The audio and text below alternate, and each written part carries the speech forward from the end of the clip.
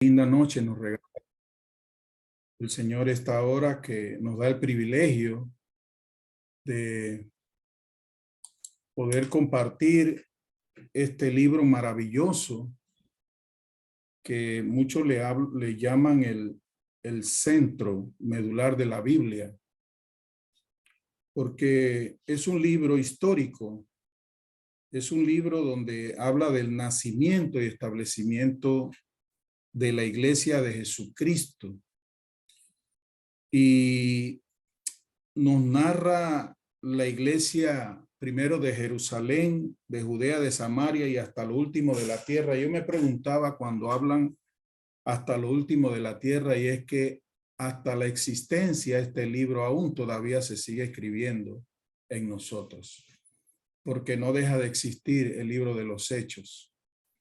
Entonces, es importante. Esta noche vamos a hablar sobre la espera de la iglesia y el establecimiento de la iglesia. Jesús, dice la Biblia, a quien también después de haber padecido, se presentó vivo con muchas pruebas indubitables, apareciéndoles durante 40 días, hablándoles acerca del reino de Dios. Eso para el Señor era sumamente importante, que los discípulos pudieran entender y comprender el establecimiento del reino de Dios en la tierra. Dice la Biblia que Él se tomó la tarea, después de haber resucitado, presentarse 40 días. La Biblia no narra esos 40 días a dónde iba Jesús. Sin embargo, Él se les aparecía durante todo ese tiempo. Y había un propósito de la aparición del Señor, que era dar prueba de su resurrección a los discípulos.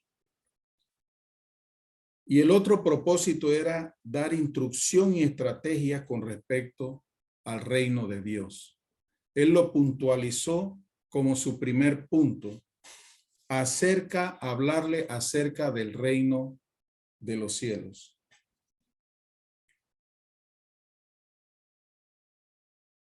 En Hechos 1:6 salta una pregunta de parte de los discípulos, en donde ellos dicen: entonces los que se habían reunido preguntaron diciendo: Señor, ¿restaurarás el reino de Israel en este tiempo? O sea que ellos traían un concepto completamente, distorsionado con relación al manejo del nuevo reino de Dios. Era un reino completamente diferente. No sé si ustedes recuerdan ese pasaje cuando Jesús fue bautizado en el Jordán y el cielo se abrió y el Espíritu Santo descendió como paloma sobre él. Allí nuestro sacerdote fue fundamentado en la nueva dispensación de la gracia, porque venía un periodo diferente que comienza con el nuevo pacto de sangre de Cristo. En esta dispensación incluye tanto a judíos como a gentiles, la sexta dispensación. De allí que la cabeza es Cristo y la iglesia su cuerpo. Esto fundamenta que lo que viene a establecer Cristo con su nuevo reino es un reino celestial, un reino espiritual. Aleluya. Entonces, ese fundamento, Cristo quería que los discípulos, los apóstoles, lo tuvieran muy definido, muy claro. Era un reino que opera en el corazón del hombre. ¿Ve? Era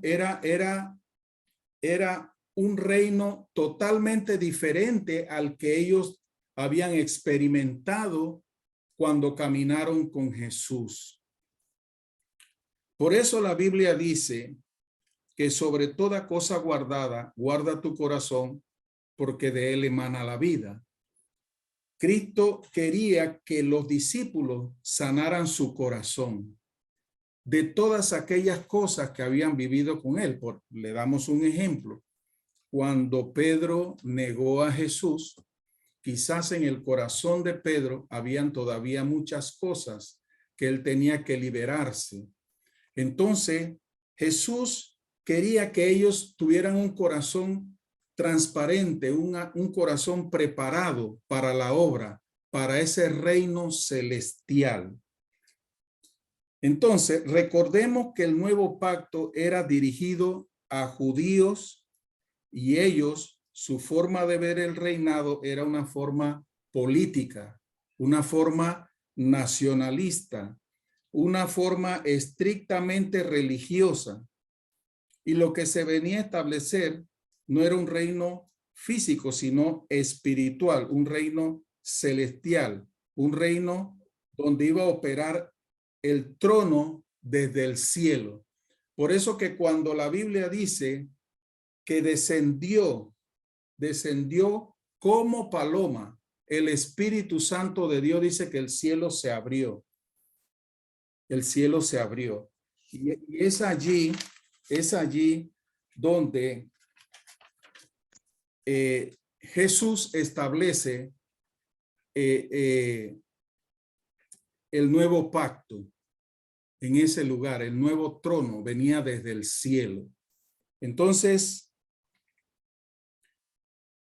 dice que esa dispensación incluía a judíos. O sea, ellos, los discípulos, los apóstoles, se iban a encargar de los judíos, porque recuerden que todo lo que estaba sucediendo en aquel tiempo estaba operando en Jerusalén. Jerusalén estaban los judíos. Y también este tiempo de dispensación iba a abarcar también a los gentiles, que en este caso el apóstol Pablo es denominado el apóstol de los gentiles. O sea, nosotros fuimos injertados junto con Cristo con Pablo también. Y es por eso es que nosotros formamos parte también de ese reino celestial. Gloria sea al Señor. La Biblia habla también, y es importante que nosotros vayamos definiendo ciertos textos bíblicos, porque la Biblia dice que porque no tenemos lucha contra sangre ni carne, sino contra principados, contra potestades, contra gobernadores de las tinieblas de este siglo, contra huestes espirituales de maldad en las regiones celestes. O sea, ¿qué le quería decir el Señor? ¿O qué quiere decir el Señor con esta palabra? Que la lucha no es entre nosotros como hermanos. O sea, la lucha no era contra los romanos, la lucha era con lo que está dentro de ellos. ¿Ve? Entonces, ahí la Biblia nos está enseñando también a nosotros como iglesia que nosotros amamos al pecador, pero no amamos el pecado. Entonces, nosotros somos esa fuente de vida para llevar esa voz de esperanza y sanar esos corazones y prepararlo para el reino de Dios. Gloria sea al Señor, para que todos vengamos a la salvación del Señor. ¿Recuerdan ustedes?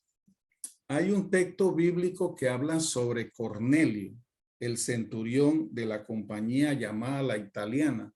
¿Recuerdan cuando Pedro hizo la visita a Cornelio, que era una misión que tenía de ir a ese lugar? Dice que ese varón fue lleno del Espíritu Santo de Dios, él y toda su casa. Gloria sea al Señor. Y este ejemplo lo da la Biblia para que nosotros podamos ver claramente cómo un hombre romano es transformado por el poder de Dios Y ese hombre se llena del Espíritu Santo, él y toda su casa, dice la Biblia. Y ese es el elemento importante que Dios le estaba hablando a los discípulos, porque el cambio no lo iban a hacer ellos, sino el Espíritu de Dios. De eso habla el reino de los cielos, aleluya. Entonces podemos cerrar esta parte o este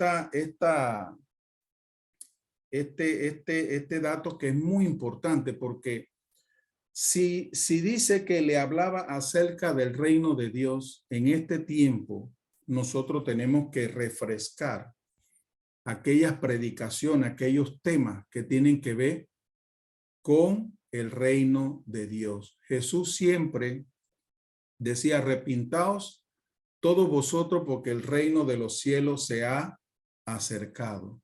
Siempre el reino de Dios se acerca al pueblo de Dios. Nosotros debemos de saber que el Señor estaba hablando sobre la mentalidad del reino de orden espiritual. ¿Qué quiere decir esto?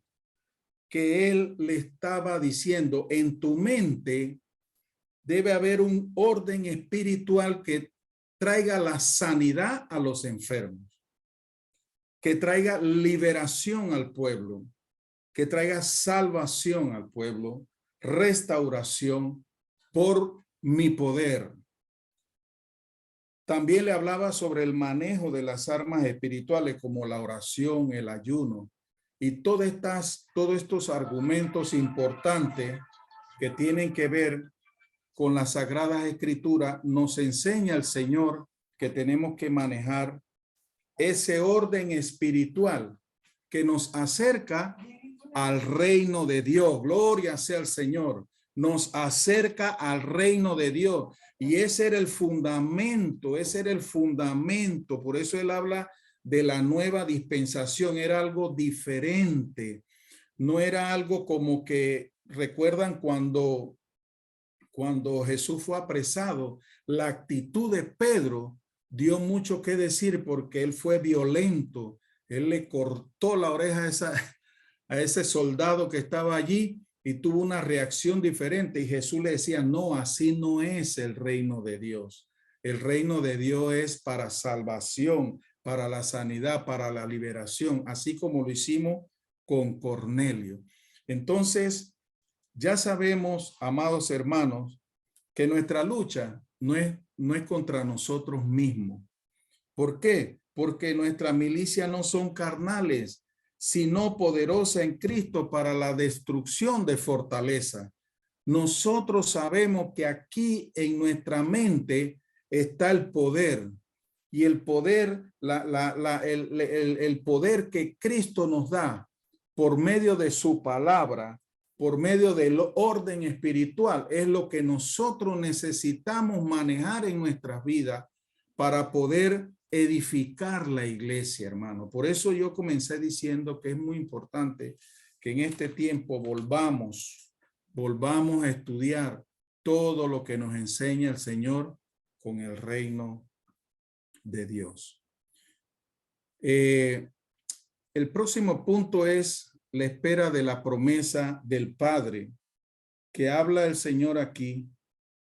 Dice: y estando juntos les mandó que no se fueran de Jerusalén, sino que esperasen la promesa, la cual les dijo: oísteis de mí.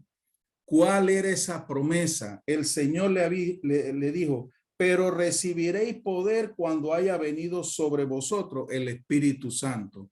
El Espíritu Santo se iba a derramar de una forma poderosa, pero ellos aún todavía no estaban preparados para recibir esa bendición. Y muchas veces nosotros necesitamos esperar en Dios.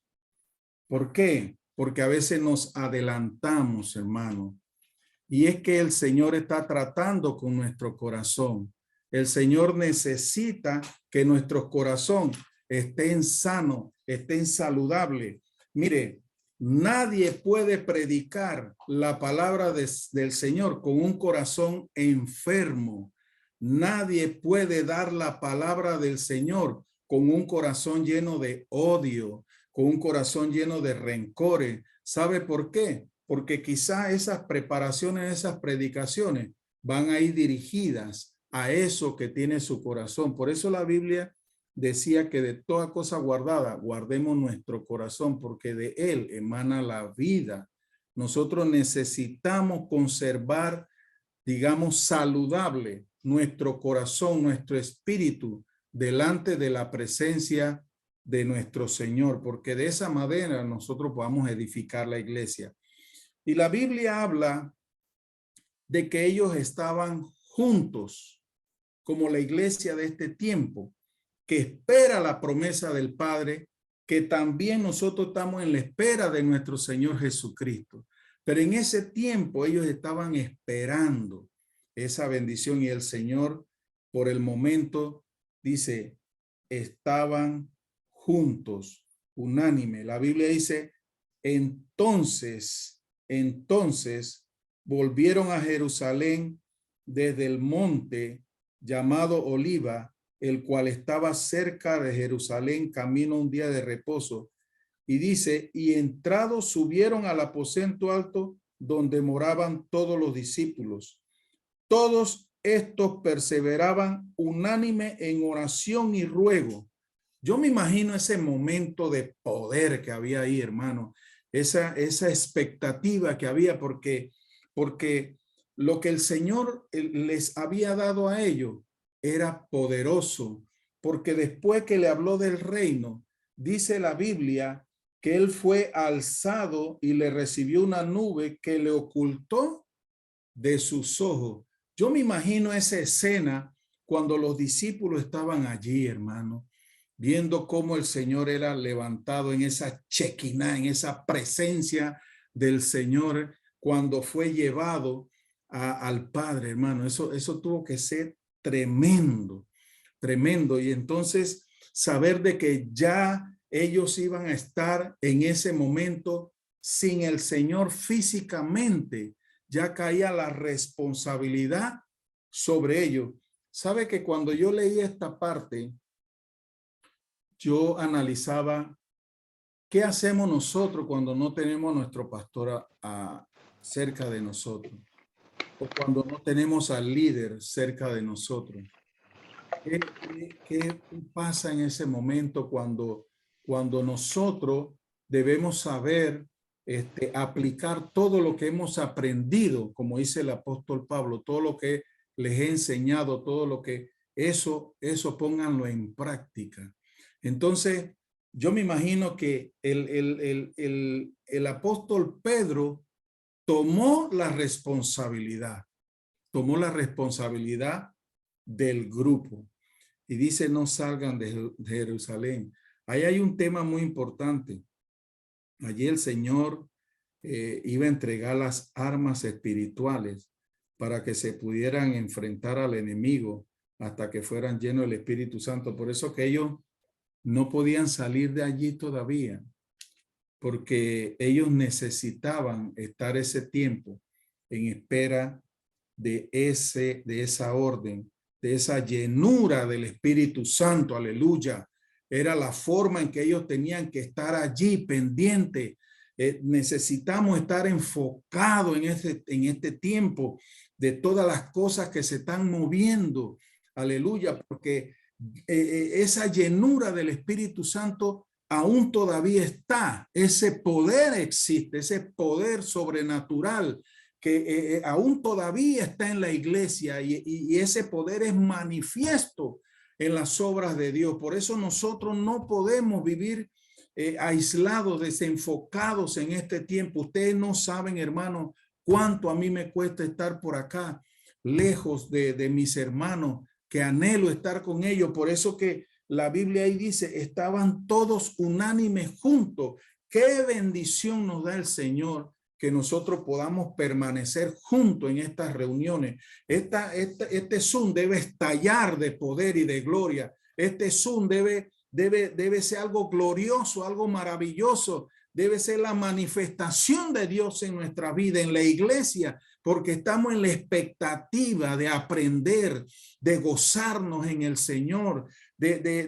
y así estaban ellos, hermano.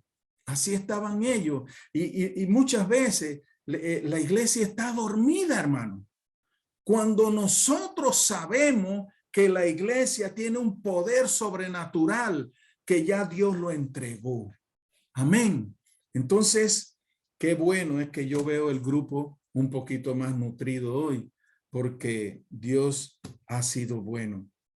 Entonces, ellos estaban allí todos juntos, orando como la iglesia del Señor, clamando la sangre de Cristo, declarando la palabra de poder.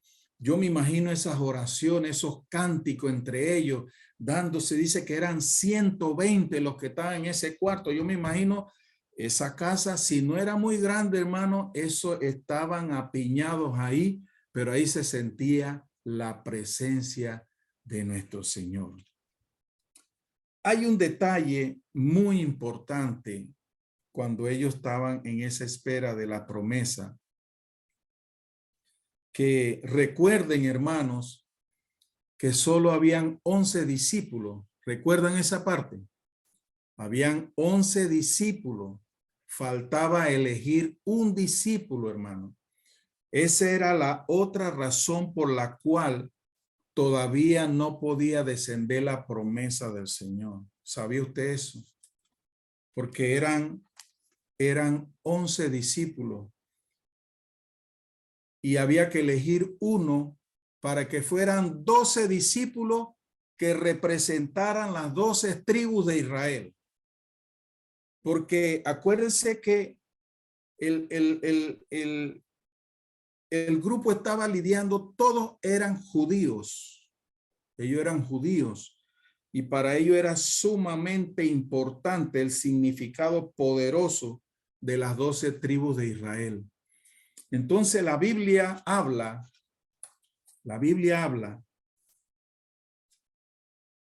y me gusta esta parte que dice, está en el verso 21, para los que están leyendo, dice, es necesario pues que de estos hombres que han estado junto con nosotros todo el tiempo, ¿qué dice la Biblia? Juntos con nosotros, o sea, el grupo, esos muchachos que iban a elegir o esos apóstoles, no eran porque eran porque ganaron gracia de alguien y los iban a elegir, no, sino que todo el tiempo que el Señor Jesucristo entraba y salía entre nosotros, comenzando desde el bautismo de Juan hasta el día en que hasta el día en que de entre nosotros fue recibido arriba, uno se ha hecho testigo con nosotros de su resurrección. O sea, Matías, que fue el elegido, porque el Espíritu de Dios conoce los corazones, y no voy a entrar en detalle en esa parte. Este apóstol fue elegido porque él estaba allí en todas las actividades de Jesús. Dice ahí desde el bautismo, desde su muerte, de su resurrección, Matías estaba en ese lugar. Entonces, ellos eligieron a Matías. Y recuerdan que ahí estaban los judíos, ya estaban los 12 discípulos que representaban las 12 tribus de Israel, y el apóstol Pablo, que representa a los gentiles, a la iglesia gentil, a los que no eran judíos. Entonces, ellos ya tenían el conocimiento dado por el maestro. Sin embargo, no pueden ir sin las armas espirituales. Amén. Era necesario que ellos esperaran en ese lugar. Qué bueno es cuando uno se hace obediente a la voz del liderazgo, hermano. Cuando a veces el líder dice esto, nosotros debemos obedecer. Si el pastor dice esto, el pastor fue el hombre que Dios puso en la iglesia. Entonces nosotros necesitamos ser obedientes. En ese momento, Jesucristo le dijo a ellos, no se pueden mover de Jerusalén hasta que yo dé esa orden. Entonces, el capítulo 2 habla sobre la gran bendición que iban a recibir el pueblo de Dios. Dice la Biblia, y este es el capítulo de poder y de gloria, hermano. Ahí era donde iba era como cuando un río desemboca en un lugar. Ahí va a fluir la bendición de Dios en el libro ese, Hechos 2. Y dice así ese libro, dice, cuando llegó el día de Pentecostés, estaban todos unánimes juntos. Ahí lo recalca de nuevo la Biblia, que estaban unánimes juntos. Y de repente vino del cielo un estruendo como un viento recio que soplaba, el cual llenó toda la casa donde estaban sentados. Y se les aparecieron lenguas repartidas como de fuego, asentándose sobre cada uno de ellos, y fueron todos llenos del Espíritu Santo y comenzaron a hablar en otras lenguas, según el Espíritu le daba que hablasen. El texto habla había una celebración, habla de la fiesta de Pentecostés, 50 días después de la Pascua. ¿Sabía usted que a Jesucristo en la Pascua fue crucificado? Y después de la Pascua, 50 días después, que fue cuando Jesús fue crucificado, se celebraba Pentecostés, donde los judíos conmemoran el día en que Dios le dio la ley en el monte Sinaí a Moisés, también conocida como la fiesta de la cosecha y del día de las primicias. Para el pueblo cristiano, Pentecostés se celebra el derramamiento del Espíritu Santo. Dios con todo su poder entrega las primicias a la iglesia, la cosecha que se da por la obra redentora de nuestro Señor, que hizo en todo su camino. Ahí entregó el Señor la primicia, su poder y su gloria a la iglesia. Aleluya. Gloria sea al Señor. Esa fue la primicia de Dios. Esa fue la cosecha de poder que nos dio el Señor. Qué cosa más maravillosa, hermano, cuando el Señor con su obra redentora presenta a la iglesia como la primicia. Aleluya. Gloria a Dios. Y es allí donde nosotros nos debemos sentir privilegiados, hermano, porque ese poder glorioso se lo entregó Dios a la iglesia. Y nosotros no somos cualquier cosa, hermano. Nosotros somos privilegiados y así nos debemos sentir cada uno de nosotros con ese fuego en la iglesia, hermano. Nosotros nos debemos sentir los verdaderos hijos de Dios. No debemos, Dios no hace excepción de personas. No debemos estar tristes en la congregación. No debemos de estar cabecibajos porque tenemos problemas. Problemas tenemos todos, hermano. Pero ¿sabe una cosa? Nosotros, nuestros ojos debe de estar puestos en algo maravilloso, que es la venida de nuestro Señor Jesucristo y en la vida eterna, en lo que Dios tiene preparado para cada uno de nosotros. Y yo me imagino, hermano, cuando hablan ahí, y vino del cielo un estruendo como un viento recio, bajó la presencia de Dios, bajó el poder de Dios, bajó la manifestación. Y sabe algo, bajo el poder y la autoridad que Dios le delega a la iglesia. Cada uno de nosotros tenemos la herencia de ese poder y de esa autoridad, hermano. Por eso les decía, nosotros no somos cualquier cosa. Nosotros tenemos poder y autoridad delegado ese día de Pentecostés. Si usted no lo tiene que recordar eso en sus oraciones. Nosotros tenemos el poder y la autoridad para reprender en el nombre de Jesús. Entonces, dice aquí lenguas como repartidas de fuego, lenguas de guerra, lengua para reprender las tinieblas, lenguas que vinieron para unir a la iglesia, hermano. En ese tiempo, esa lengua que vino para unir, no para separar. Ustedes se acuerdan de ese texto bíblico que no voy a profundizar sobre cuando se hacía la Torre de Babel, que hubieron lenguas, pero lenguas de difusión, lengua de dispersión. Pero esta lengua que el Señor trajo el día de Pentecostés fue una lengua para edificación de la iglesia. Fue una lengua para unir a la iglesia. Por eso el poder de hablar en otras lenguas, dice la Biblia, hablamos misterios, pero nos edificamos. Amén. Gloria sea al Señor. Qué cosa más maravillosa. Pero mire aquí, hermano, fueron todos llenos del Espíritu Santo. Todos, dice la Biblia, todos fueron llenos de esas lenguas repartidas como de fuego. Todos fueron llenos de la presencia de nuestro Dios. Gloria a Dios. Todos fueron llenos ese día, según le daba la lengua para que ellos pudieran entender. Dice aquí, estaban atónitos porque les oían hablar en nuestras lenguas las maravillas de Dios. Había un mensaje para cada uno según su lengua.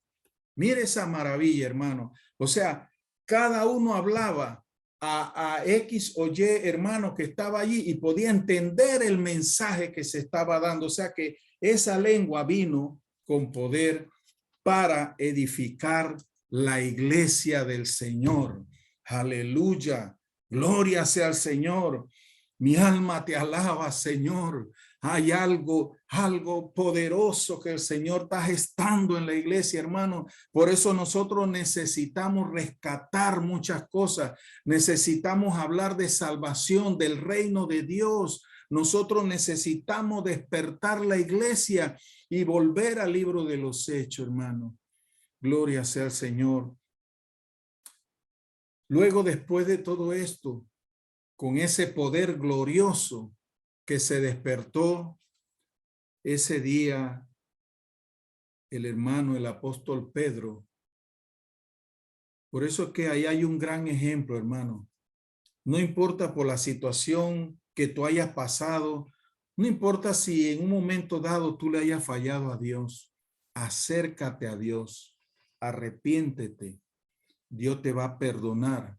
La Biblia lo dice, si confesamos nuestros pecados, Él es fiel y justo para perdonarnos y limpiarnos. Cristo nos limpia con su sangre de poder.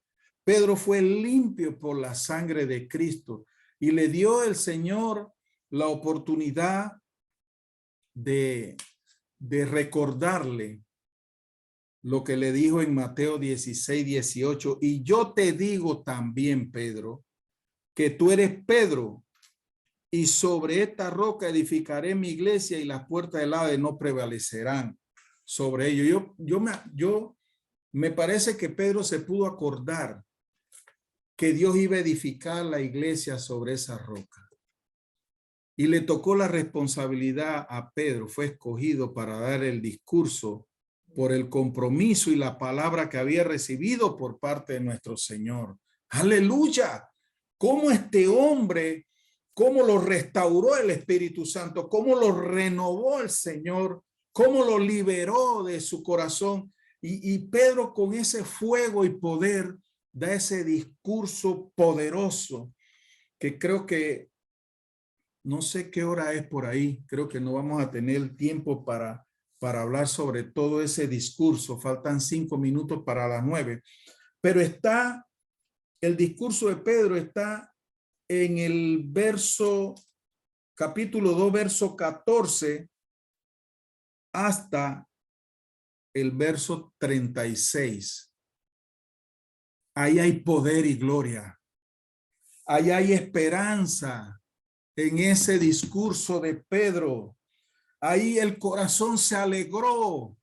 El corazón se alegra cuando hay una predicación que trae esperanza, que trae gozo.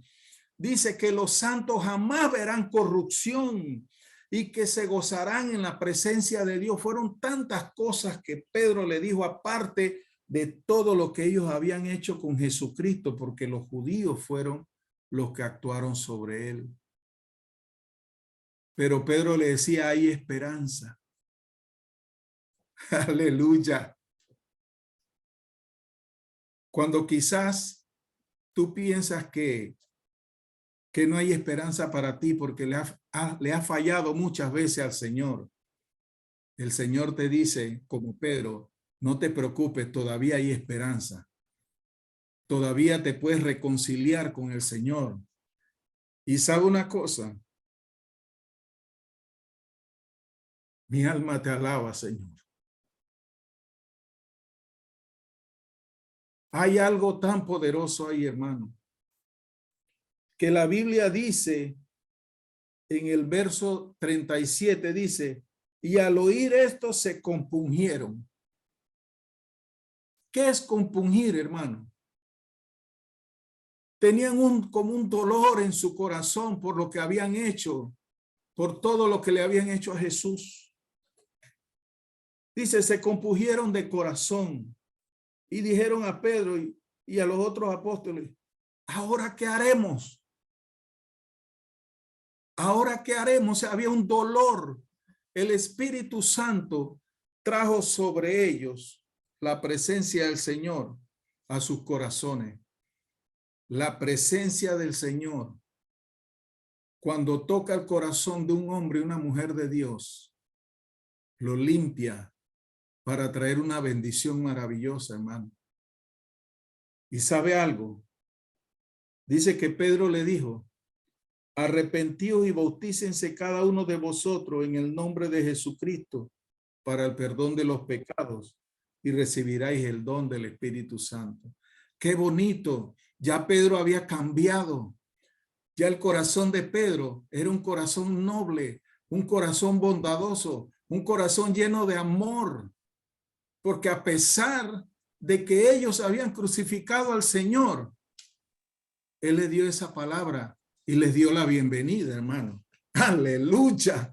Les dio la bienvenida para que ellos formaran parte de ese reino glorioso, de ese reino majestuoso, de algo que iba a transformar las vidas de todos ellos, hermano.